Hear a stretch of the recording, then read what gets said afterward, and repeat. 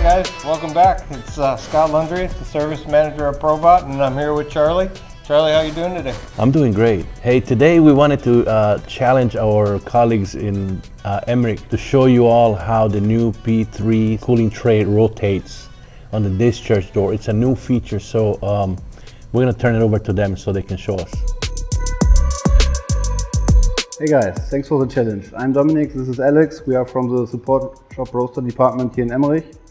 And Alex will now show you the new feature of the Series 3 where you can easily adjust the direction of the cooling seat. Yeah, hello everybody. You need to lose the screw on the bottom side of the cooling seat to move the cooling seat. It's on the bottom side, there's a screw with a black head, and then I can move the cooling seat up to the customer to the right side or to the left. Then I need to go back and turn the screw clockwise to fix the cooling seat. Yeah, thank you for watching this video clip. Please let me know if you need something else. Bye bye.